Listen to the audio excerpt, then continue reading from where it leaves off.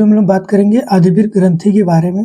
आज हम जानेंगे कि फ्लाइट और फ्लाइंग रिस्पॉन्स क्या होता है, साथ ही साथ इसे हम लोग 4S ग्लैंड के नाम से क्यों जानते हैं। तो चलिए शुरू करते हैं। तो अधिवृक्क या फिर इसे हम लोग सुप्रा रीनल बोलते हैं। सुप्रा का मतलब होता है ऊपर और रीनल का मतलब होता है किडनी। तो ऐसी ग्लैंड जो किडनी के ऊपर उसको हम लोग सुप्रा रीनल बोलते हैं।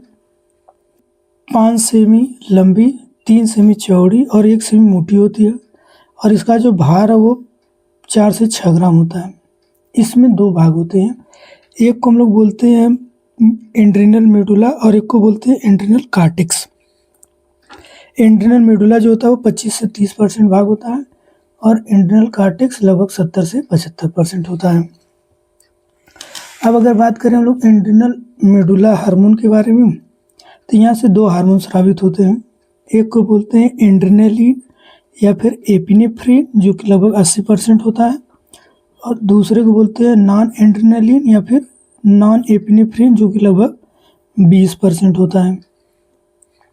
अब इसका कार्य अगर हम देखें तो ये पाचन तंत्र में, श्वसन तंत्र में, हृदय स्पंदन में, ताप नियंत्रण में, तरंग गति यानी कि जो भोजन क्रमाकुंचन गति द्वारा नीचे जाता है उसको हम लोग तरंग गति बोलते हैं, आदि ग्रंथियों के श्रावण का ये कार्य करता है। साथ ही साथ हम इस हार्मोन को फाइट और फ्लाइंग रिएक्शन के नाम से भी जानते हैं क्योंकि यह आपातकालीन सिचुएशन में सबसे ज़्यादा आता है, जैसे कि डर के समय, क्रोध, पीड़ा, बेचैनी, मानसिक तनाव, लू का लगना, ठंडा लगना, अचानक दुर्घटनाग्रस्त, ऐसी जो संकटगत आपातकालीन स्थितियाँ होती हैं उस समय ये हार्मोन सबसे ज़्यादा स्रावित होता है और हमें उस समय रिस्पॉन्स करने में मदद करता है।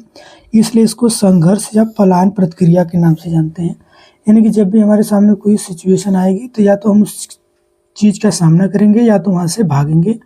हम जो भी करेंगे ये दोनों हार्मोन उस चीज़ को करने में मदद करते हैं। अब बात करते हैं एड्रिनल कार्टेक्स द्वारा स्रावित होने वाले हार्मोन के बारे में। एड्रिनल कार्टेक्स में हमको 3 भाग देखने को मिलते हैं। सबसे बाहर जोना ग्लोमेरुलोसा, बीच में जो जोना फेसिकुलेटा और सबसे अंदर जो होता है जोना रेटिकुलेरिस।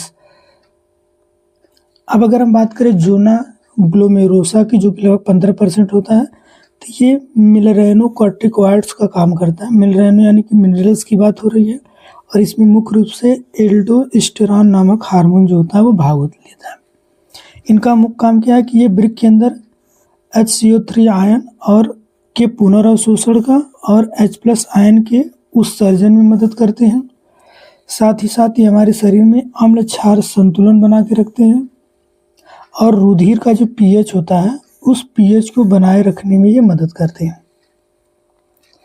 अब बात करें जोना फेसिकुलेटा की, तो इसको हम लोग ग्लूकोकॉर्टिकॉइड्स के भी नाम से जानते हैं या ग्लूकोकॉर्टिकॉइड्स का सिक्रीशन करता है, जिसका मुख्य हार्मोन कार्टिसोल होता है। एक कार्टिसोन होता है, कार्टिसोल, यहाँ पे कार्टिसोल।